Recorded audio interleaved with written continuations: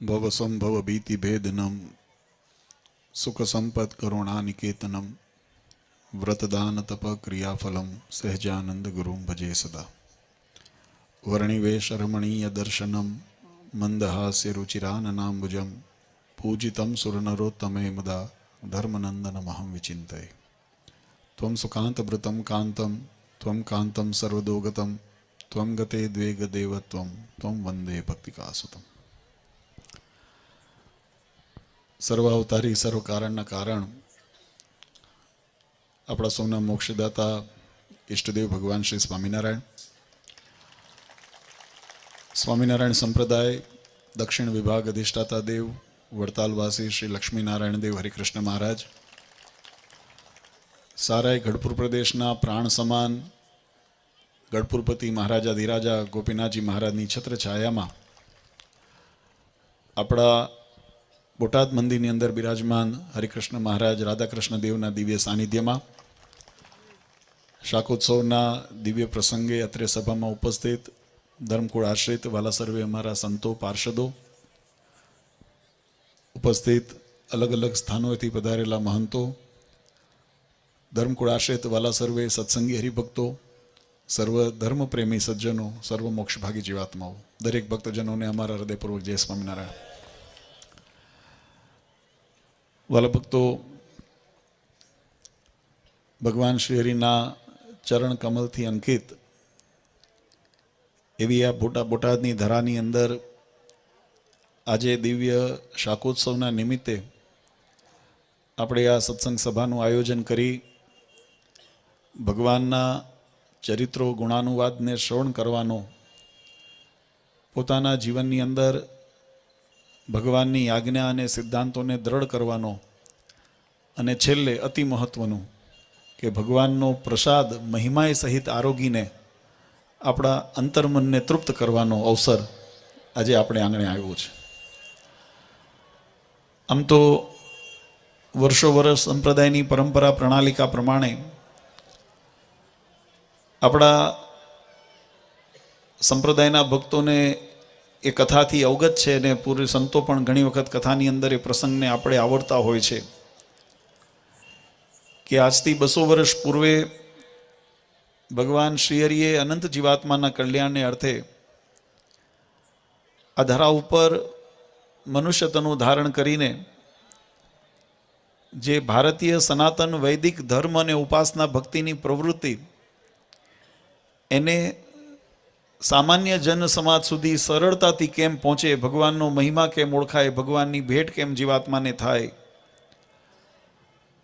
એવા શુદ્ધ ભાવે કરીને આ સત્સંગની અંદર મહારાજે અનેક કથા વાર્તા, વિષ્ણુ યાગ, હરિયાગ વગેરે ઉત્સવ તો કર્યા, પણ સામાન્ય જીવ સુધી એનો મહિમા પહોંચી શકે એટલે માટે મહારાજે રંગોત્સવ, શાકોત્સવ વગેરે ઉત્સવ પણ મહારાજે કર્યા છે. વચનામૃતની અંદર ભગવાન શ્રીહરિએ એક બહુ સુંદર વાત સમજાવી. મહારાજ કે આ ધરા ઉપર પરમાત્મા જ્યારે જ્યારે અવતાર ધારણ કરીને પધારતા હોય,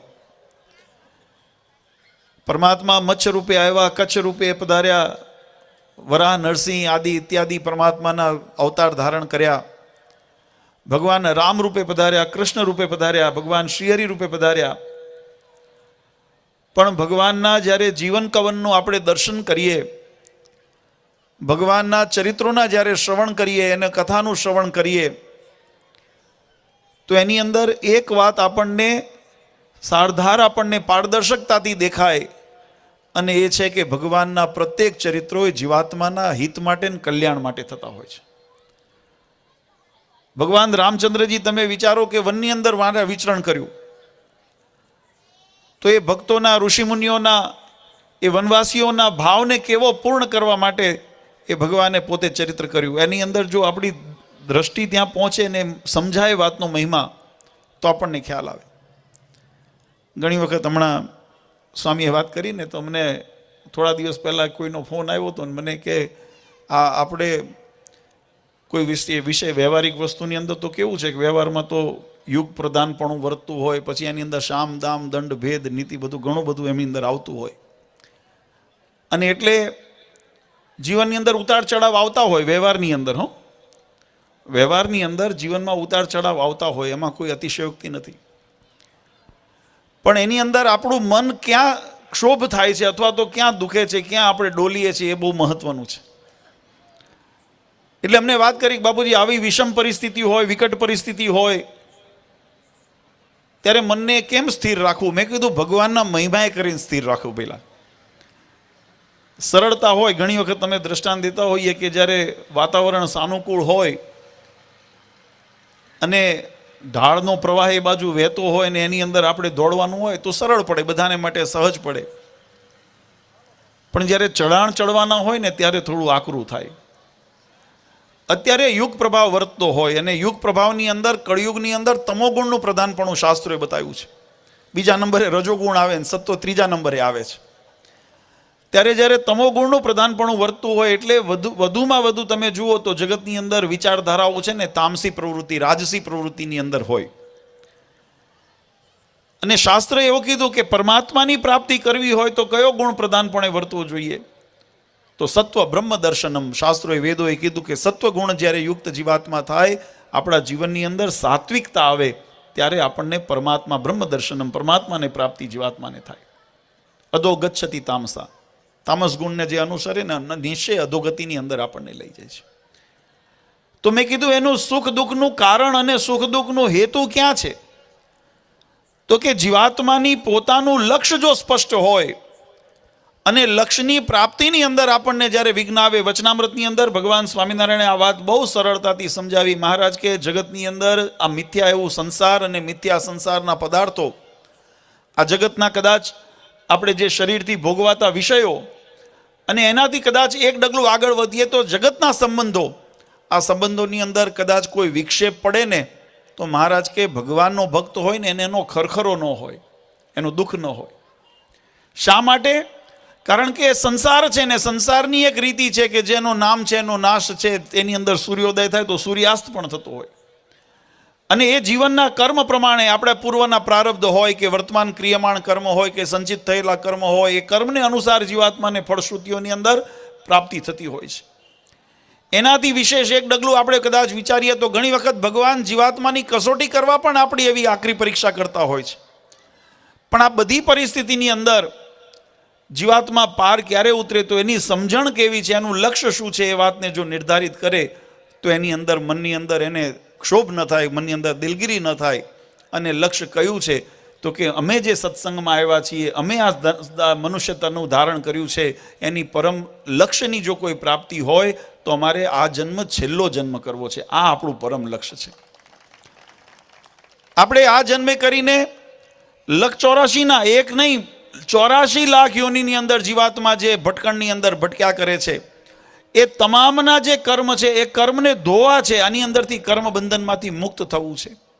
અને એટલું જ નહીં, માયાનું જે આવરણ, જે ભગવાન ગીતાજીની અંદર લખ્યું કે અતિ દુષ્કર એવી જે માયા, જે સામાન્ય જીવાત્મા પોતાના પુરુષાર્થને બાહુબળે કરીને ક્યારે સિદ્ધિ ન કરી શકે, એવી માયાને જો તરવી હોય તો ભગવાન કે મારી જે પ્રાપ્તિ કરે છે એ માયા તરે છે, બાકી કોઈ માયાને તરવા સમર્થ નથી. તો એ માયાને તરવાનો આપણો સંકલ્પ છે.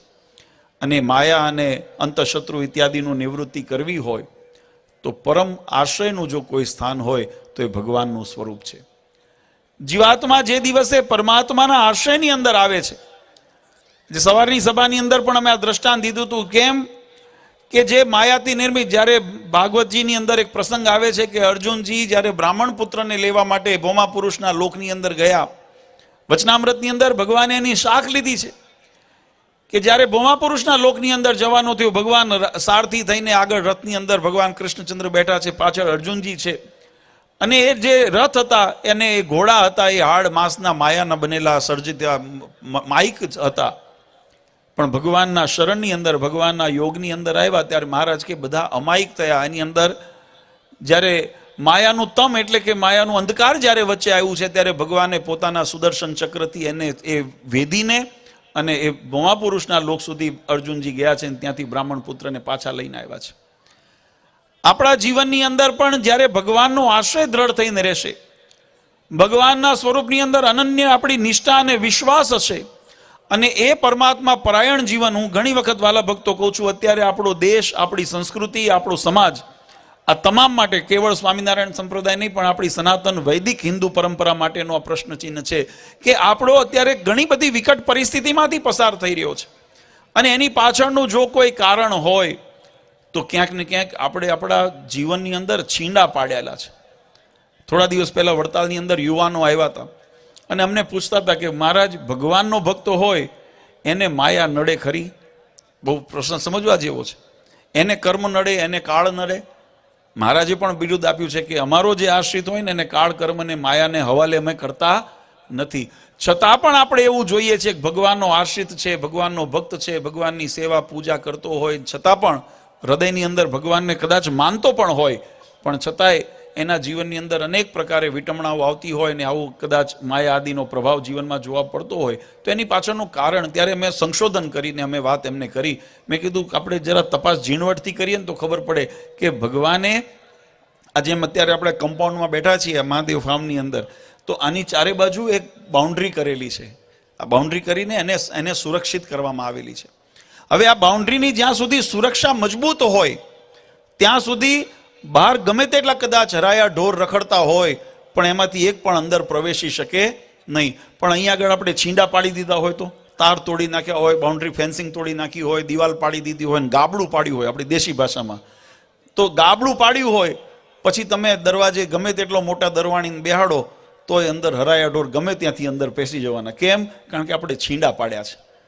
આપણે જે ભગવાને આપણા સનાતન ધર્મે, વૈદિક ધર્મે ઉપાસના, ભક્તિ, આપણા આચરણ, શુદ્ધિ આદિની જે આપણને બાઉન્ડ્રી કરીને આપેલી છે, શિક્ષાપત્રી, ભાગવત ગીતા આદિની અંદર જે આપણને આજ્ઞાઓ કરવામાં આવી છે, રામાયણની અંદર જે આપણને આદર્શો બતાવવામાં આવ્યા છે, એ જીવનની અંદર એને અનુસરીને જ્યારે આપણે જીવન જીવતા શોધું ને આપણું આ બાઉન્ડ્રીને અકબંધ રાખશું ને ત્યારે કાળ કર્મને માયા આપણા જીવનમાં પ્રવેશ નહીં કરી શકે. પણ જ્યાં સુધી આવા છીંડા રાખ્યા, છીંડા કેના? તો ક્યાંક માનના કારણે છીંડા પડ્યા છે, તો ક્યાંક સ્વાર્થના કારણે છીંડા પડ્યા છે, ક્યાંક વ્યવહારના કારણે છીંડા પડ્યા છે. આપણે જાણતા હોઈએ કે અસત્ય છે. હમણાં સ્વામીએ વાત કરીને કે અસત્ય હતું પણ છતાંય આપણે વ્યવહાર પ્રધાન થયો એટલે આપણે જાણ્યું ભાઈ હશે ખોટું છે પણ હવે અમારા ગમે તેમ તો સગા છે, અમારા મિત્ર છે, અમારા વાલા છે, અને એટલા માટે આપણે અસત્યના પડખે ઉભા રહ્યા. તો એની અંદર એ છીંડું આપણા જીવનની અંદર અધર્મ લાવે કે ન લાવે, આ સાવધાની એને કરવાની જરૂર છે. અને એ જે દિવસે આપણા જીવનની અંદર અમને ઘણી વખત કહીએ છીએ કે ઘણા હરિભક્તો એમ કહેતા હોય શિક્ષાપત્રી તો હું કાયમ સાથે રાખું છું, પણ ધર્મનું સ્વરૂપ છે ને સાથનું નથી, ધર્મનું સ્વરૂપ સ્વીકારવાનું છે. જાણવું એ જાણવું ન કહેવાય. મહારાજે વચનામૃતની અંદર બહુ સુંદર વાત લખી. મહારાજ કહે કે જીવાત્માને જ્યાં સુધી આત્મસાદ વસ્તુ નથી થતી, કેવળ કાનેથી શ્રવણ કર્યું એ સાંભળ્યું જાણ્યું ન કહેવાય. કારણ કે શાસ્ત્રની અંદર, વેદની અંદર લખ્યું ઋતે જ્ઞાનમ ન મુક્તિ, જ્ઞાન વગર મુક્તિ નથી. તો જીવાત્માને જ્ઞાનથી મુક્તિ થાય. સંતોએ પ્રશ્ન પૂછ્યો કે મહારાજ જગત આખું ભગવાનને જાણે છે, મુક્તિ કેમ નથી થતી? અને કોઈ માને ન માને જુદી વસ્તુ, પણ જાણે છે. નાસ્તિક હોય ને એને ખબર છે કે પરમાત્મા ભગવાન જેવું તત્વની કંઈક ચર્ચા છે, એટલું તો એ જાણે છે. રામકૃષ્ણાદી અવતાર ભગવાનના થયા એની કથાઓ છે એ જાણે છે. ભલે ન માને જુદી વસ્તુ છે પણ જાણે તો છે. અને જો જાણવાથી જ જો મોક્ષ થતો હોય તો જીવાત્મા આખું સંસાર ભગવાનને જાણે છે એ નીતિએ, અને એ નીતિએ થતું હોય બધાનું કલ્યાણ થવું જોઈએ. ત્યારે ભગવાને કીધું કે કેવળ ઇન્દ્રિયોનો ઉપયોગ કરીને જાણ્યું ને એને જાણ્યું નથી કહેતા. અમે જાણ્યું ક્યારે કહેવાય? ઇન્દ્રિયોથી આંખેથી ખાલી જુઓ છો ને તો એને જોયું નથી. એ તો દ્રષ્ટિનો કેવળ એક ગુણ છે કે એનો ખોરાક છે ને ખોરાકનો આહાર કર્યો. પણ આહાર જ્યારે તમે ગ્રહણ કરો પછી એ પચે ને પછી એનું ગુણ થાય. તમે અનાજ જમો છો મોઢેથી, મોઢાનું એક જે છે એનો આહાર લેવાનો એનો ગુણધર્મ છે. તમે એ ગુણધર્મથી મોઢામાં આહાર મૂક્યો, આહારને કદાચ ચાવીને તમે પેટમાં ઉતારીને પચે નહીં, અપચો થઈ જાય, વમન થઈ જાય, ઉલટી થઈ જાય, તો એની અંદરથી કોઈ પણ એની અંદર તત્વ ગુણ રહ્યા હોય તો એની અસર આપણને ગુણનો લાભ થતો નથી, કારણ કે પચાવી નથી જાણ્યું. એમ માત્ર ઇન્દ્રિયોનો ઉપયોગ કરીને આપણે કેવળ જોઈએ કે સાંભળીએ કે આપણે શરીરથી અહીંયા ઉપસ્થિત રહીએ, આ સ્થૂળ કાયાને તમે સભાની અંદર બેસાડી રાખો અને એને તમે યોગમાં સંઘમાં આવ્યા છો, પણ એ સંઘને તમે જીવનમાં અંદર આત્મસાદ નથી કર્યું તો મહારાજ કે એનાથી વેગ નિર્માણ ન થાય, મંદ્ર વેગ નિર્માણ થાય. અને હેત પણ પછી એવું થાય ને એવું હેત થાય ને તો જેવું ભગવાનમાં હેત થાય એવું જગતમાં હેત થાય, એવું વિષયમાં હેત થાય, એવું વાસનામાં હેત થાય, એમ બધી જગ્યાએ જીવાત્માને મન ચોંટવા માંડે. પણ જેને એ જ્ઞાન માર્ગે કરીને, શ્રવણ ઇન્દ્રિય કરીને, દર્શન ઇન્દ્રિય કરીને, ત્વચાએથી સ્પર્શ ઇન્દ્રિય કરીને જ્યારે ભગવાનનો સંબંધ થયો છે, એ ઇન્દ્રિયોના માધ્યમથી જ્યારે અંતઃકરણ એટલે મન, બુદ્ધિ, ચિત્ત ને અહંકાર સુધી એ તત્વજ્ઞાન પહોંચે છે અને એની આત્મસાદ જીવાત્મા પોતે કરે છે. જ્યારે આત્મવૃત્તિથી અંદર પ્રવેશે ને ત્યારે જીવાત્માને તીવ્ર વેગ નિર્માણ થાય ને એ તીવ્ર વેગથી અંદર પ્રવેશ્યા હોય ને તો એમાંથી બહાર પાડવા કોઈ સંભવ નથી. ક્યારે પણ એ જીવાત્માને પાછું ન પાડી શકે. આપણી હિન્દુ સંસ્કૃતિની આ વિશાળતા છે. આપણે જે સનાતન ધર્મની પરંપરાઓ, આજે ઘણા આક્રાંતાઓએ આપણા ઉપર આક્રમણ કર્યા અને હજુ પણ ચાલુ છે. પહેલા બહારથી આક્રાંત આવતા, બાબર જેવાએ આવીને આપણી સંસ્કૃતિને ધ્વંસ કરવા માટે અનેક એવા આક્રમણ કર્યા. હવે અંદર રહેલા જયચંદો એવી પ્રવૃત્તિ કરે છે કે ધર્મના નામે ધર્મના સિદ્ધાંતોનું ખંડન કરી, પરંપરાઓનું ખંડન કરીને, ભગવાનની આજ્ઞાઓનું ખંડન કરીને, વિધિ નિષેધનો ખંડન કરીને, શાસ્ત્રે મર્યાદા બાંધી છે એનું ખંડન કરીને પોતાનું ધાર્યું કરવાના કરે છે. પછી આપણે અહીંયા આગળ મહારાજે બહુ સુંદર વાત એક વચનામૃતની અંદર આ લોયાના શાકોત્સવના પ્રસંગે મહારાજ બે વાત બહુ સુંદર સમજાવી છે. મહારાજ કે જીવાત્માને એવી કેવી મતિ રાખવી. બહુ સુંદર આપણે શાકોત્સવનો, કારણ કે અમે વઘાર કરીને આવ્યા છે ને ટાઢું થઈ જાય પહેલાં જમાડી દેવું છે એટલે ઉતાવળ કરીશું. પણ શરીરની ભૂખ ભાંગ્યા કરતાં પહેલાં આપણે આપણા આત્માની જન્માંતરની ભૂખ ભાંગવી છે ને એટલા માટે વાલા ભક્તો આ જાણવું જરૂરી છે. મહારાજ કે એવી કઈ મતિ છે. બહુ સુંદર વાત મહારાજે વચનામૃતની અંદર કરી. આમ તો ઘણા બધા પ્રશ્નો કર્યા છે પણ એક પ્રશ્ન મહત્વનો, જે માર્મિક પ્રશ્ન છે. મહારાજ કે એવી કઈ મતિ રાખવી કે જે મતિને વારંવાર ફેરવવી નહીં. જો વારંવાર ફેરવીએ તો ભૂંડું થાય અને અચળ મતિ રહે તો એનાથી સારું થાય, એનાથી સુખ ઉપજે. એવી એક મતિ. અને એક એવી મતિ છે કે જે મતિને ફેરવવી જ, જો એની અંદર જડતા રાખો તો ભૂંડું થાય અને ફેરવો તો એનાથી સુખ થાય. આવી બંને પ્રકારની મતિ બતાવી. એનો અર્થ એવો થયો કે વિચારોની અંદર પરિવર્તન થઈ શકે છે, પણ કેવા વિચારમાં પરિવર્તન કરવું આ વિવેક આપણને શીખવાડ્યો શાસ્ત્રોએ. એ ભગવાન સ્વામિનારાયણે વચનામૃતની અંદર વાત લખાવી. વિચારોની અંદર જડતા ન હોવી જોઈએ, પણ જડતા ક્યાં ન હોવી જોઈએ એની સાથે આપણને વિવેક પણ શીખવાડ્યો. આપણને ખબર છે કે ભાઈ શુદ્ધ થઈને, શુદ્ધ પવિત્રતાથી બનેલો જે પ્રસાદ અથવા તો અન્ન હોય એનું આગ્રહ કરું તો કેવી રીતે એનું બનાવવાનું પણ રીત આપણને બતાવી છે કે કેવી રીતે ગાળવું, ચાળવું, એનું શુદ્ધિ કરવી, ભગવાનને ધરાવવું, નિર્ગુણ થઈ જાય પછી આહાર કરવો કે જેથી કરીને એ માયાના ગુણ એની અંદર સાથે આપણા શરીરમાં પ્રવેશે નહીં. આ બધી શાસ્ત્રે મર્યાદા શીખવી છે. વૈષ્ણવજનો માટે શિક્ષાપત્રીમાં પણ ભગવાને આજ્ઞા કરી કે ભગવાનને ધરાયા સિવાયનું અન્ન પણ લેવું નહીં, પાણી પણ પીવું નહીં. આ મર્યાદા બતાવીને તો શુદ્ધતાની સાથેની રીત પણ બતાવી છે. એમ મહારાજે મતિ, વિચારોની પરિવર્તન ક્યાં કરી શકાય ને ક્યાં ન કરી શકાય એના માટે મહારાજે બહુ સુંદર દ્રષ્ટાંત બતાવ્યું. મહારાજ કે ભગવાનનો જે નિશ્ચય છે એમાં તો ક્યારેય ફેર પડવા ન દેવો. ભગવાનનો જે નિશ્ચય એટલે કે વિશ્વાસ, આપણી શ્રદ્ધા અને આપણી જે ટેક છે કે આ પરબ્રહ્મ પુરુષોત્તમ નારાયણની મને પ્રાપ્તિ થઈ છે, હું એના આશ્રયમાં છું, મારું જીવનું કલ્યાણ કરનારા આ પરબ્રહ્મ ભગવાન પોતે પુરુષોત્તમ નારાયણ મને મળ્યા છે. આવો જેને દ્રઢ આશય ને નિશ્ચય હોય એ આશયમાં અને નિશ્ચયની અંદર મહારાજ કે ગમે તેવા દેશકાળ આવે ને તો મતિ ફરવા દેવી નહીં, એમાં તો અચળ રહેવું, એ તો દ્રઢતા રાખીને ભગવાનના શરણમાં રહેવું, જગતના રવાડે ચડવું નહીં. આ મહારાજ કીધું જો એમ ન કરે ને મતિ ફેરવ્યા કરે, આજે અહીંયા લાભ જોવે ને કાલે ત્યાં માન મળે ને ત્યાં સ્વાર્થ મળે ને અહીંયા ઉતારા મળે ને અહીંયા પ્રસાદ મળે અને અહીંયા આગળ હારતોડા મળે ને આવી બધાની અંદર આપણે જો એની અંદર મતિ ફેરવી નાખીએ કે હવે કળિયુગ છે ને કરવું પડે, એ મતિ ફરી એ ભગવાનમાં નિશ્ચયની અચળતા ન રહી, એ નિશ્ચય આપણો ચલિત થઈ ગયો, ડગી ગયો. અને એવું જ્યાં ડગે મહારાજ કે એવી મતિ જો ફરે ને તો નિશ્ચય ભૂંડું થાય છે. જીવાત્માને ક્યારે સુખ ન આવે જીવનની અંદર. એ સ્થાન એવું છે જ્યાં મતિને ડગવા દેવી નહીં. અને બીજું મહારાજે કીધું કે પોતાને ધાર્યું કરવું, ગમતું કરવાનો સ્વભાવ. આ મનુષ્યનો સૌથી મોટામાં મોટી કમજોરી હોય ને તો હું બહુ ડાયો છું. હસો ડાયા, પણ આપણાથી કોઈક વધારે ડાયા હતા જેને આપણી, કારણ કે આપણે તો ડાપણ ક્યાં સુધી આપણે વાપર્યું, પોતાના સ્વાર્થ સુધી વાપર્યું. આપણે બહુ ડાપણ વાપર્યું તો ક્યાં સુધી વાપર્યું, દેહ સુખ માટે વાપર્યું. આપણે આપણા આત્માના કલ્યાણ માટે કે દિવસ વિચાર કર્યો કે તમારું ડાપણ મને દેખાય? વિચારજો હો. આ જીવનું કલ્યાણ માટે કે દિવસ આપણે બધા આટલા અહીંયા બેઠા છીએ, આમાંથી જે કરતા હોય એને ધન્યવાદ છે, પણ કેટલા એવા જીવ હશે કે જે રોજ સવાર ઉઠીને એમ વિચાર કરતા હશે કે ભાઈ મારું જીવનું રૂડું કેમ થાય, કલ્યાણ કેમ થાય, ભગવાન મારા ઉપર રાજી કેમ થાય, એના માટે કેટલા સવારે ઉઠીને વિચાર કરે છે, અને વેપાર ધંધામાં નફો કેમ થાય એના કેટલા વિચાર કરે છે. મહદઅંશે હું કોઈની ટીકા નથી કરતો, પણ આપણી એક મનુષ્ય સ્વભાવને પ્રકૃતિ છે, અને એટલા માટે જીવાત્માને એ જે આપણી બુદ્ધિ ક્યાં સુધી દોટે છે, તો આપણી બુદ્ધિની પહોંચ એટલે સુધી છે, કારણ કે નાશવંત દેહને આપણે પોતે સમજી લીધું છે. હું કોણ છું? શાસ્ત્રે કીધું કે પોતાના સ્થૂળ સૂક્ષ્મ કારણ દેહથી પર એવો જે આત્મા, આ ઇન્દ્રિયો અંતઃકરણથી જે અસંગ એવો આત્મા, જે કરતા તકા જે ક્ષેત્રને ક્ષેત્રજ્ઞનો સિદ્ધાંત ત્યાં શાસ્ત્રમાં બતાવ્યો. આ શરીર એનું ક્ષેત્ર છે અને આત્મા એનો ક્ષેત્રજ્ઞ છે, એનો જ્ઞાની છે, જાણનારો છે. એના નિયંતાપણે આ સમગ્ર જે શરીર સૃષ્ટિ છે એના ઉપર એ નિયંતાપણ કરીને વર્તે છે. એવું આત્માનું અને જીવાત્માનું શરીરનું બે ભેદ બતાવેલો છે. પણ એ તત્વજ્ઞાન સુધી આપણે પહોંચવાની ક્યારે પ્રયત્ન નથી કરતા. આપણે સ્થૂળ ભાવના શરીરને પોતાનું શરીર માની લીધું છે. હું એટલે અહીંયા આગળ છાતી ઉપર હાથ પડે સીધો, અને આ છાતી ઉપર હાથ પડે હકીકતમાં એ પડે બરાબર જગ્યાએ છે, પણ અહીંયા પાડવાનો હેત એવું છે કે આની અંદર રહેલો આત્મા છે ને અહીંયા સુધી પહોંચવાનું છે, એની અંદર રહેલા ભગવાન સુધી પહોંચવાનું છે. એ આપણું લક્ષ્ય છે. આત્માની અંદર મહારાજ કે અક્ષરધામથી રજડતો તમે લોઢાનો ગોળો મૂકો, પૃથ્વી ઉપર આવતા રજ ભેગો રજ થઈ જાય, પણ અંતર્વૃત્તિ કરો ને તો તમારા અંતરાત્માની અંદર હું બેઠો છું. આટલા ભગવાન નજીક છે, એને સુધી આપણે પહોંચવાનું છે. બહાર તો એક માધ્યમ છે. આપણે મંદિરે જઈએ છીએ, યજ્ઞ કરીએ છીએ, પૂજા કરીએ છીએ, અનુષ્ઠાન કરીએ છીએ, તપ કરીએ છીએ. એક માધ્યમ છે, કારણ કે બહારનો યુગ અંદર પ્રવેશે છે. તમે એક વસ્તુ જુઓ, થોડીક વિજ્ઞાની ઉતાવળ નથી ને જમવાની, આ એક વૈજ્ઞાનિક વાત છે કે તમે ઠંડીની અત્યારે અનુભૂતિ બધાય કરીએ છીએ, બરાબર? આ ઠંડીની અનુભૂતિ અંદર અંતર મન કાંપતું હશે ઠંડીથી. અત્યારે તો હજુ માપે ઠંડી છે, પણ અતિશય ઠંડી પડે આપણે ગઈએ ગાત્રા થીજી જાય એવી ઠંડી પડી, એવો શબ્દ આપણે ગુજરાતીમાં વાપરીએ છીએ. તો એ ઠંડી અંદરથી ઉત્પન્ન થાય છે કે બહારથી અંદર પ્રવેશે છે? એ ઠંડીની અસર. ડૉક્ટર સાહેબ અહીંયા બેઠા છે. તમે ત્વચેન્દ્રિય કરીને ત્વચાથી, હમણાં અહીંયા સ્કિનના ડૉક્ટર, સ્કિનના છો ને આપ? હા, એમ અહીંયા બેઠા છે. આ ત્વચા જેટલી સેન્સિટિવ હશે ને એટલું તમે બાહ્યથી એનો અનુભૂતિ એ સેન્સને થાય છે, અને એ જે સેન્સ કરે છે એ સેન્સની અનુભૂતિ આત્મા કરે છે. શરીરમાંથી પ્રાણ કાઢી લો ને પછી ત્વચા તો ત્યાંની ત્યાં જ છે.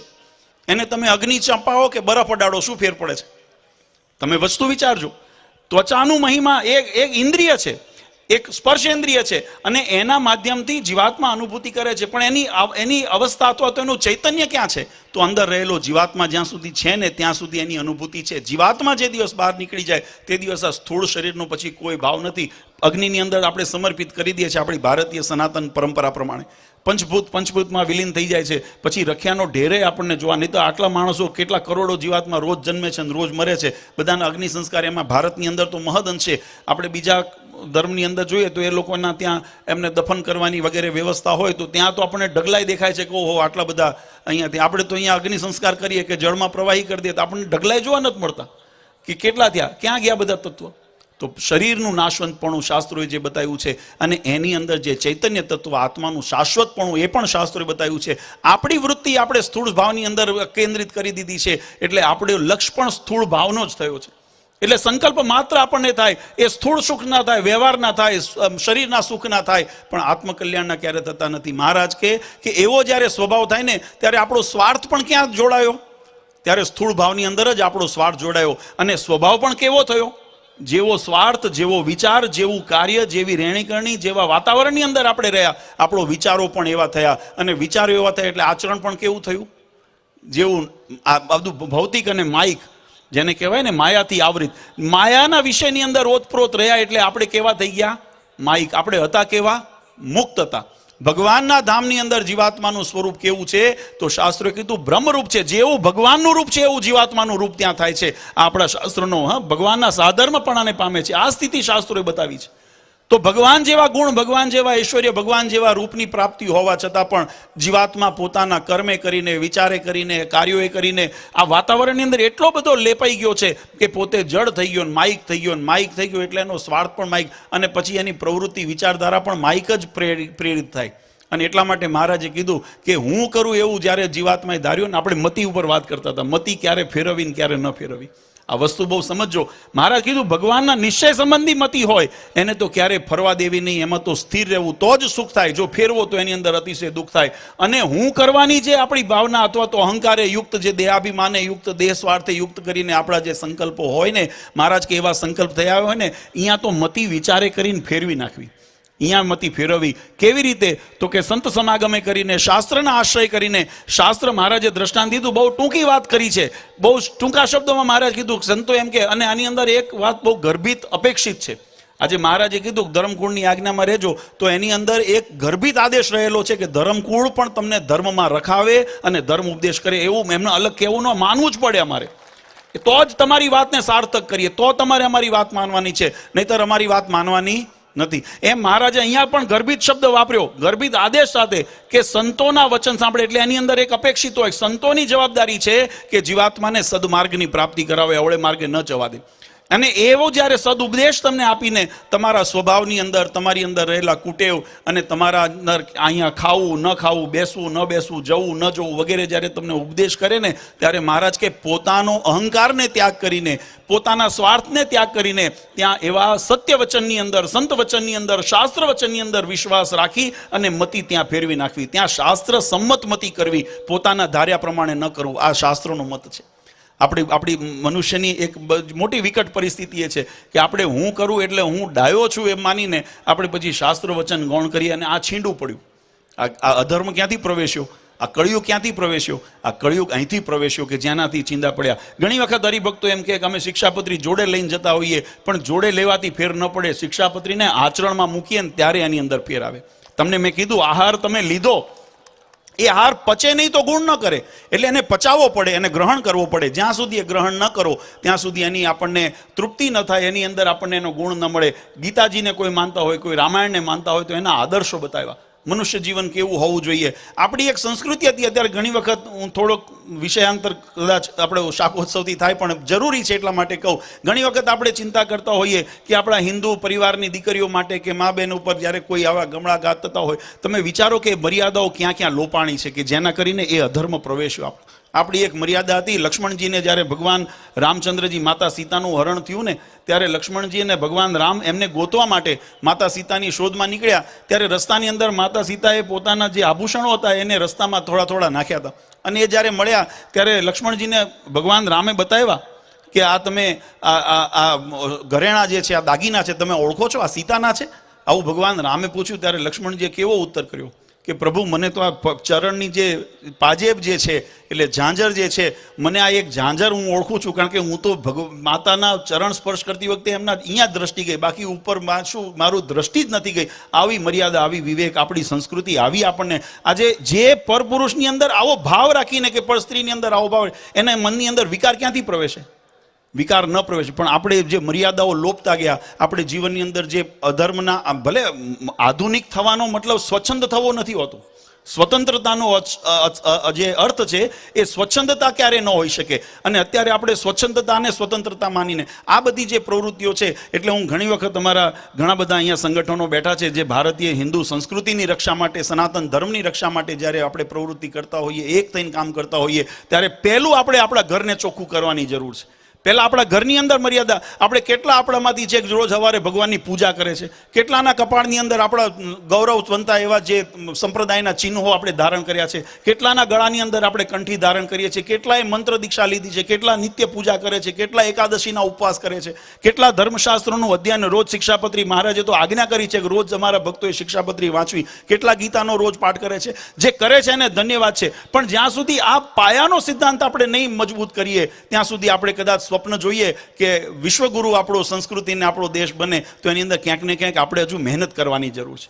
અને એ કરવા માટે આ સત્સંગ બહુ જરૂરી છે વાલા ભક્તો. સત્સંગની અંદર સૌ પહેલા આપણે આપણા ઘરને ચોખ્ખું કરવું પડશે. આપણા સંપ્રદાયની અંદર જ્યાં દુવિધાઓ આવતી હશે, સંપ્રદાયની અંદર બધું ચલાવી લેવાની ભાવના ન હોય, કારણ કે કાલે વારે બે જણ આપણા પરિવારની અંદર આવ્યા અને એને જો કદાચ કોઈ આવા અવગુણ જેને કહેવાય કે કોઈ દારૂના રવાડે, જુગારના રવાડે, ચરસ ગાંજાના રવાડે ચડી ગયા હોય, અને આપણે એમ કહીએ કે ભાઈ પરિવારનો છે એટલે ભલે રહે, તો નભી જઈને પ્રોત્સાહિત થાય, તો આપણે ત્યાં કહેવત છે, એક માછલી આખા તળાવને બગાડે. એક ટોપલાની અંદર એક ખરાબ કેરી આવી હોય ને તો આખા એ ટોપલાને બગાડે. એમ જેના જીવનમાં, હું વ્યક્તિનો વિરોધ કરવાનું નથી કહેતો, પણ એવા જે અધર્મ છે એનો તો વિરોધ આપણે કરીને આપણા ઘરમાંથી ચોખ્ખું કરીએ ને, તો આપણું ઘર સુરક્ષિત રહે, સમાજ સુરક્ષિત રહે, તો ધર્મ સુરક્ષિત રહે, તો રાષ્ટ્ર સુરક્ષિત રહે, તો આપણી સર્વોપરિતા સમગ્ર વિશ્વની અંદર સ્થપાય. આ જીવનની અંદર એક મૂલ્યને જાણવા માટે આ સત્સંગ એના માટે જરૂરી છે. આપણે ઘણી વખત એમ કહેતા હોઈએ, ઘણા એવા તર્ક આધુનિક જગતના વ્યક્તિ એમ કહેતા હોય કે ભગવાનનું રક્ષા કરનાર હું કોણ? અમે આપણા વેદોએ ક્યારે કીધું જ નથી ભગવાનની રક્ષા કરવાનું. આ વાત આપણે અન્યથા લઈએ છીએ. શાસ્ત્રોએ તો એમ કીધું, ધર્મો રક્ષતી રક્ષત. તમે તમારા જીવનની અંદર ધર્મનું રક્ષણ કરો તો એ ધર્મ જીવંત રહેશે. અને ધર્મનું રક્ષણ કરશું આપણા જીવનની અંદર, આપણે ધર્મનું પાલન કરીને ધર્મનું રક્ષણ કરશું તો ધર્મ આપણું રક્ષણ કરશે. આપણે ધર્મનું રક્ષણ નથી કરવાનું.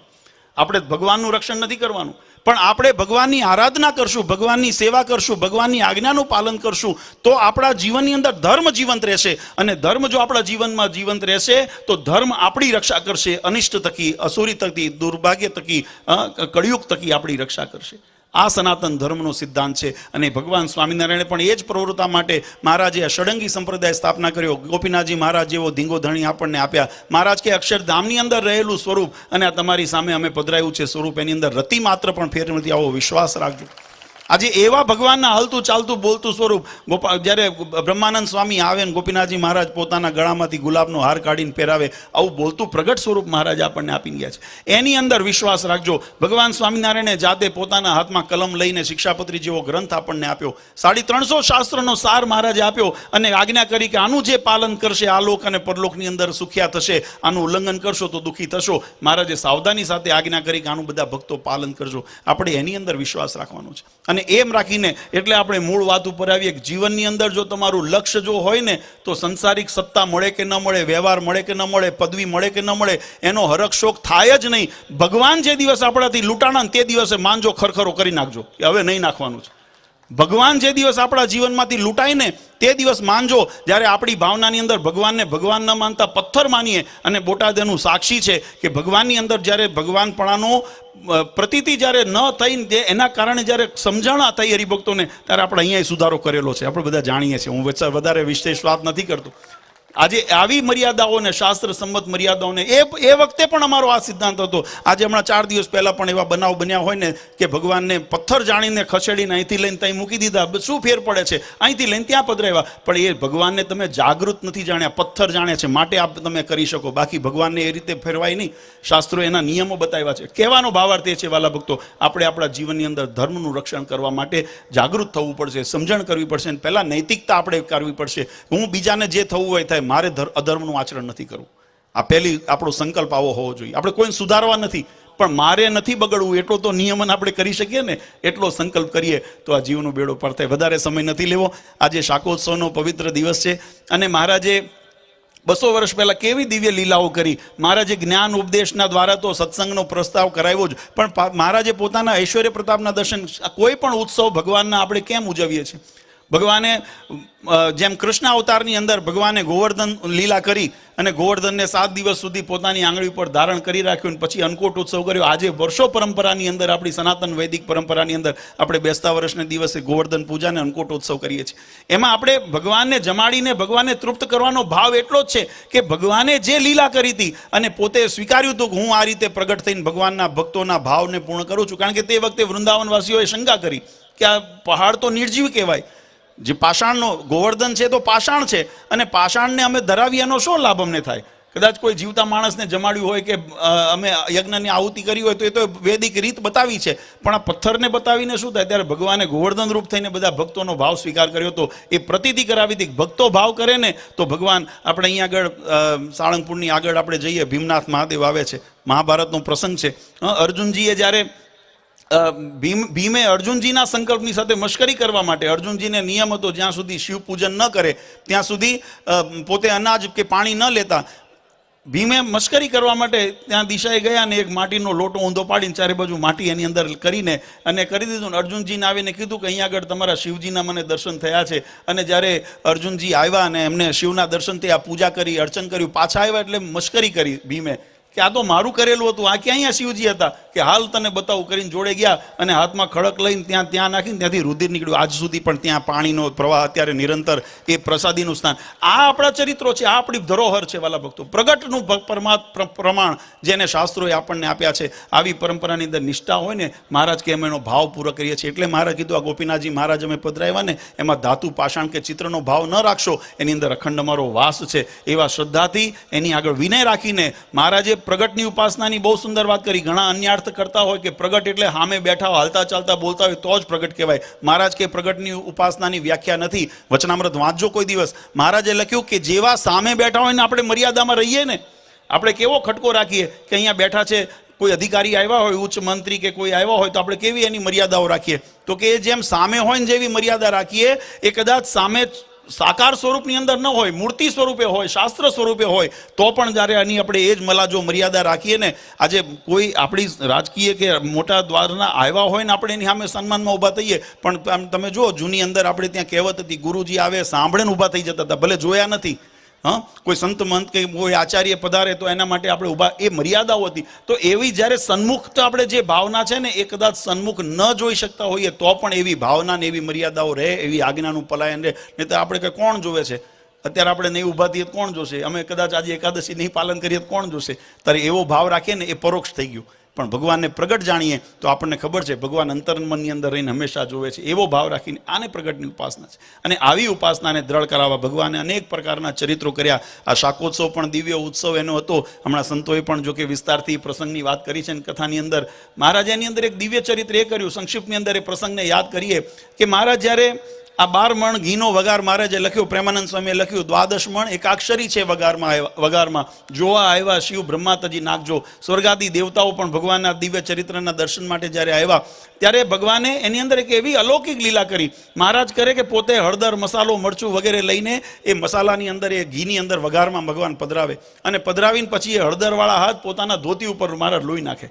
આપણો એક મનુષ્ય સ્વભાવ. આપણે પણ સામાન્ય રીતે હવે તો જો કે બધા એટિકેટમાં આવ્યા એટલે હવે બધું વિવેક થાય ને, તો જૂના ગામડાઓમાં આવું થતું હતું. પહેરેલા લુગડા ઉપર અમે નાનપણમાં હતા તો પિતાંબર પહેર્યું હોય પિતાંબરે લોહી નાખતા. પૂજા કરતા હાથ કંકુ ચોખાવાળા થાય તો એની અંદર જ લોહી નાખતા ને. આપણે એવું એટિકેટ કે પ્રદર્શન કરવાનું હતું નહીં, સામાન્ય જીવન, સરળ જીવન. તો મહારાજે પણ એ ચરિત્ર કરીને પોતાના ધોતી ઉપર હાથ લોહી નાખ્યા. મહારાજે જ્યારે એને એક વખત નહીં અનેક વખત મહારાજે, કારણ કે જેટલી વખત શા કરે ને આ મહારાજ આવું કરે એટલે આખું ધોતિયું હતું પીળું થઈ ગયું. પ્રેમાનંદ સ્વામીએ લખ્યું, હલ્દીવાલા હાથ લુએ નિજ ધોતીએ પીળે પટ શોભે પરિભ્રમજો. પણ પ્રેમાનંદ સ્વામીને કેવા દર્શન થયા? તો કે પીળું પિતાંબર પહેરીને ભગવાન ઊભા હોય ને એવા દિવ્ય દર્શન થયા. પણ પ્રેમાનંદ સ્વામીને આ વસ્તુની ખબર હતી કે આ કોણ સમજી શકે? જેને ભગવાનનો યથાર્થ મહિમા સમજાણો છે, એને ઓળખ્યા છે. જેને ઓળખાણ નથી ભગવાનની, ભગવાનપણાની, એને આ મર્મ ન સમજાય. એટલે એમને આગળ જ પંક્તિમાં લખ્યું, અક્ષર પર પુરુષોત્તમ, અક્ષરથી પણ જે પર એના નિયંતા એવા પુરુષોત્તમ નારાયણ છે, નર વપુ ધર્યું, નર રૂપ નર નાટ્ય કરીને એકાંતિક મહામુનિ સમજે મર્મ જો. એ એકાંતિક હતા, મહામુનિ જ્ઞાની હતા, ભગવાનનો નિશ્ચય દ્રઢવાળા હતા, એને આ મર્મ સમજાય. સામાન્ય જીવને ન સમજાય. બન્યું એવું, ભગવાન જ્યારે આ લોયાની અંદર આ શાક વગાડતા હતા, અમારે ચરોતરથી કાશીદાસ કામદાસ વગેરે પાટીદાર ભક્તો ભગવાનના દર્શને આવેલા. અને દર્શને આવ્યા ને બરાબર એમને મંડપની અંદર દાખલ થવું, ભગવાન આ બાજુ પોતાના હાથ પોતાના ધોતી ઉપર લુએ. અને આ ચિત્ર જોયું એટલે મનમાં સંશય થયો, મનમાં અભાવ આવ્યો કે આને લોકો પરબ્રહ્મ ભગવાન કહે છે, ભગવાન પ્રગટ ભગવાન કહે છે. આને તો એટલો વિવેક નથી કે આ પોતાના કપડા ઉપર, પહેરેલા કપડા ઉપર હાથ લુએ છે. કોઈ હોય તો ગમછો રાખે, રૂમાલ રાખે, પદૈયું રાખે, નેપકિન રાખે, ગાભો રાખે, અહીંયા હાથ લુએ. આ પહેરેલા કપડા ઉપર લુએ છે. આને માણસતાનો વિવેક નથી, અને ભગવાન કેમ માનવા? આ સંશય થયો મનમાં. અને પાછા વળતા હતા, ભગવાનની નજર પડી એટલે ભગવાને પ્રેમાનંદ સ્વામી આદિ સંતો હતા, ભજનાનંદ સ્વામી વગેરે, મહારાજે પૂછ્યું. મહારાજ કહે કે કોઈ તરસ્યો હોય અને કૂવા કાંઠે આવે ને તરસ્યો પાછો જાય એને કેવો ગણવો? ત્યારે સંતોએ કીધું, મહારાજ એ તો અભાગ્યો કહેવાય. તો મહારાજ કે જો આ ભક્તો છે ચરોતરથી અમારા દર્શન માટે આવ્યા છે પણ અમને મળ્યા વગર પાછા જાય છે.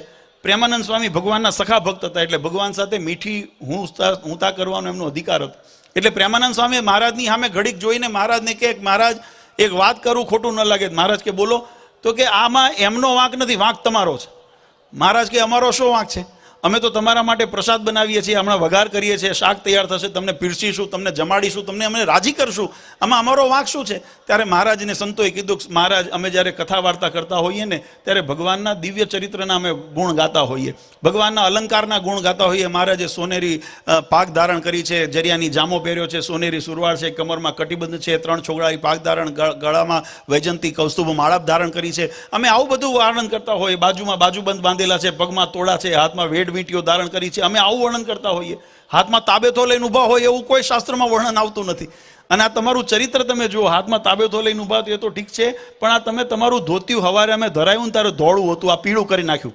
આ તમે ધોતિયું પીળું, આને કોણ તમને એમ કહે કે આ ભગવાન પરબ્રહ્મ પુરુષોત્તમ નારાયણ છે? કોણ માનશે? એટલે સંતોએ મહારાજને આજે જ પછી કીધું કે મહારાજ આ તો અભાગ્યો અજ્ઞાની જીવ છે, એને તમે આવું ચરિત્ર કહો, તમારું મર્મ ન સમજે ને જીવાત્મા અભાવ લઈને જતો રહે, સત્સંગમાંથી ચલાયમાન થઈ જાય, પડી જાય તો એને માથે લખ 84 લખાય, એનો ભાવ બગડે, માટે એના ઉપર કૃપા કરો અને એને તમારા શરણમાં લો. ત્યારે ભગવાને એ પ્રસંગની અંદર સાક્ષી છે. પ્રેમાનંદ સ્વામી કે મેં નજરે જોયેલું છે, આ હું લખું છું, આ બધું આ નયને નિરખ્યા કરતા સુંદર મારું નજરે જોયેલું, હું એનો સાક્ષી છું. પ્રેમાનંદ સ્વામી કે ભગવાને એમને 7 દઈને બોલાવ્યા, કાશીદાસ કાનદાસ તમે જે જોવા માટે આવ્યા છો એ જોઈને જાઓ. અને જ્યારે ભક્તોએ પાછા વળીને જોયું ને તો ભગવાને ચતુર્ભુજ સ્વરૂપે દર્શન દીધા અને પોતાના ભગવાનપણાની પ્રતીતિ કરાવી. આ શાકોત્સવ આપણે એનો ઉજવીએ છીએ. જેવી પ્રતીતિ એ ભક્તોને થઈ હતી, આજે કદાચ આપણે એ સમયમાં નહોતા, પણ આ કથાના માધ્યમથી, આ પ્રસંગના માધ્યમથી આપણા મનની અંદર પણ ભગવાનનો એવો અહોભાવ દ્રઢ થઈ જાય ને તો આપણને ભગવાનની અંદર 4 પ્રકારે જે નિષ્ઠા બતાવીને, એની અંદર મહારાજ કીધું કે જેને આજે હમણાં સવારની સભાની અંદર અમે વાત કરી હતી કે 4 પ્રકારનો જેને નિશ્ચય દ્રઢ હોય ને એને મૃત્યુનો ભય નથી રહેતો અને જીવતા જીવ કૃતાર્થપણું મનાય છે. એની અંદર મહારાજે લખ્યું વિશ્વાસી, જ્ઞાની અને શૂરવીર અને પ્રેમી. આ જે 4 પ્રકારની ગુણ જેનામાં રહેલો છે ને એને જીવતે જીવ જીવાત એનું સફળ થઈ ગયું છે. તો એની અંદર જેને ભગવાનનો આવો દ્રઢ નિશ્ચય જેને થયો હોય ને એના કારણ પણ બતાવ્યા છે. વચનામૃતમાં વિશ્લેષણ બતાવ્યું છે કેવી રીતે, તો કે ભગવાનની આજ્ઞાનો લોપ ન કરે, ભગવાન સિવાય બીજે કોઈ વિષય વાસનાની અંદર આકર્ષિત ન થાય, એની આસક્તિ ન થાય વગેરે ખૂબ ખૂબ મહારાજે વિસ્તારથી વચનામૃત સમજાવ્યું છે. પણ અત્યારે સમયનો અભાવ છે. કોઈ વખત ભગવાનને પ્રાર્થના કરીએ કે એવો સભા કરીએ જ્યાં કથા વાર્તા જ કરીએ, બધાને તૃપ્ત થાય. આજે તો હવે બધાને પ્રસાદ તરફ લઈ જવા છે એટલે વિશેષ વાત નથી કરવી. પણ આજે ખૂબ ખૂબ આનંદ સાથે બોટાદનો સત્સંગ, ગરડા ગોપીનાથજી મહારાજના તાબાનો એ શૂરવીર સત્સંગ છે અને છેલ્લા 40-50 વર્ષથી તો અમે એના સાક્ષી છીએ. કારણ કે મને યાદ છે કે લગભગ 20-30 વર્ષ પહેલાં આ બોટાદની અંદર ઘરે ઘરે અમે પધરામણી કરી હતી. અમને જરા ગુમડાની તકલીફ હતી છતાંય અમે પધરામણીની અંદર બધા ઘરે કરી હતી અને ત્યારથી સત્સંગ પરિચયમાં છે. અને આજે પણ અમને આનંદ એ વાતનો છે કે જેમ મહારાજે મુક્તાનંદ સ્વામી એનું વાત લખીને વચનામૃતની અંદર કે અમે લોયાની અંદર અમે મળ્યા અને અમે ચડતો રંગ જોયો, આજે પણ અમે ચડતો રંગ જોઈએ છીએ. એમ બોટાદનો વિસ્તાર અને આ સમગ્ર આજુબાજુના ગામડાઓનો સત્સંગ, ગોપીનાથજી મહારાજના પ્રદેશનો સત્સંગ, એનો ચડતો ને ચડતો રંગ છે ને એ અમારા માટે આનંદ ને ગૌરવની વાત છે. આજે ખરેખર ભગવાન ગોપીનાથજી મહારાજ, હરિકૃષ્ણ મહારાજને પ્રાર્થના કરીએ કે આપણા જીવનમાં આવી નિષ્ઠા દ્રઢ રહે, આપણા જીવનની અંદર નિયમ નિશ્ચય પક્ષ દ્રઢ રહે, ભગવાનની આજ્ઞાને સારદાર પાલન કરવાની આપણી નીતિને આપણી મતિ એ સ્થિર રહે અને ભગવાનની અનન્ય ભક્તિ કરીને ભગવાનના રાજીપાના આપણે અધિકારી બનાવીએ એવી આપણા સૌ ઉપર ભગવાન કૃપા કરે. અને મેં કીધું એમ જગતની અંદરના પદાર્થોથી આપણે ભગવાનનો રાજીપાનું આંકલન નથી કરવું. આપણે ભગવાનની રાજીપાનું આંકલન એ છે કે આજે પણ આપણા હૃદયની અંદર ભગવાન સ્વામિનારાયણ સિદ્ધાંત રૂપે બેઠા છે. એ આપણા માટે જીત છે. આપણા હૃદયની અંદર ભગવાનનો જે અનન્ય વિશ્વાસ છે આપણા માટે જીત છે. જે દિવસ એમાં ચલાયમાન થાય ને તે દિવસ ખરખરો કરવાનો અવસર આવે, પણ ત્યાં સુધી ખરખરો કરવા નથી. ભગવાન જેવા ભગવાન ધીંગો ધણી આપણા ઉપર બેઠા છે. યુધિષ્ઠિરને જ્યારે જુગારની અંદર, ચોકટાની રમતની અંદર દુર્યોધને જ્યારે હરાવ્યા ત્યારે યુધિષ્ઠિરને પણ કોઈએ પૂછ્યું કે તમારું રાજ વિક્ષેપ થઈ ગયો તો તમે, તમારું રાજ છીનવાઈ ગયું, તમને દુઃખ નથી? તમારે વન ભટકવું પડ્યું, દર ભટકવું પડ્યું, પાંડવો સાથે, દ્રૌપદી સાથે તમે ભટકવું પડ્યું, તમને દુઃખ નથી? ત્યારે યુધિષ્ઠિરે બહુ સુંદર જવાબ આપ્યો કે મારા જીવનમાં જ્યાં સુધી ધર્મ છે ને ત્યાં સુધી મને દુઃખ નથી. કારણ કે હું ધર્મરાજ કહેવાઉં છું. હસ્તિનાપુરના રાજ તરીકે મારી ઓળખાણ નથી. મારી ઓળખાણ કોના માધ્યમથી છે? ધર્મરાજ યુધિષ્ઠિર કહેવાના હતા. જ્યાં સુધી મારા જીવનની અંદર ધર્મનું પ્રધાનપણું રહેશે ને ત્યાં સુધી હું લૂંટાયો નથી. બાકી ભલે સંપત્તિ જગતની આ બધી લૂંટાય. આવો જેને સમજણની વિવેક જ્યારે જીવનની અંદર દ્રઢ થશે ને ત્યારે જગતનો શોખ નહીં થાય, ભગવાનનો આપણને બળ મળશે, ભગવાનનો એની અંદર અહોભાવ આવશે. આજે આવી સમજણને દ્રઢ કરવા આ ઉત્સવ એક નિમિત્ત બને. અમારો બોટાદને આ વિસ્તારના ભક્તોને ભગવાન ખૂબ ખૂબ સુખિયા કરે, નિયમ નિશ્ચય પક્ષની દ્રઢતા કરાવે અને સપરિવાર બધાને ખૂબ સુખિયા રાખે એવી ગોપીનાથજી મહારાજના ચરણારવિંદમાં પ્રાર્થના કરી વધારે સમય ન લેતા અંતમાં પરમ કૃપાળુ ઈષ્ટદેવ ભગવાન સ્વામિનારાયણ, ગઢપુરપતિ ગોપીનાથજી મહારાજ, પરમ પૂજ્ય સનાતન ધર્મ ધુરંધર 1008 આચાર્ય શ્રી અજેન્દ્ર પ્રસાદજી મહારાજ, અસૌ પરમ પૂજ્ય ગાદીવાળા માતુશ્રી અને અમારા સમસ્ત ધર્મકુળ પરિવાર વતી આપ સૌને અંતરના અનેક અનેક આશીર્વાદ આપી અમારા યજમાન પરિવાર, સ્વયંસેવકો, લક્ષ્મણદેવ હરિકૃષ્ણ મહારાજ યુવક મંડળના સભ્યો, તમામ નામી અનામી 12 ગામથી બધા પધારેલા હરિભક્તો, મહેમાનો, આમંત્રિત મહેમાનો, રાજકીય, સામાજિક, અન્ય ક્ષેત્રની અંદર જોડાયેલા તમામ નામી અનામી બધાને મારા હૃદયથી ખૂબ ખૂબ આશીર્વાદ. ભગવાન સૌનું મંગળ વિસ્તારે એવી ભગવાન શ્રી હરિના ચરણારવિંદમાં પ્રાર્થના કરી મારી વાણીને વિરામ આપું. સહેજાન સ્વયં મહારાજ. બોલો સ્વામિનારાયણ.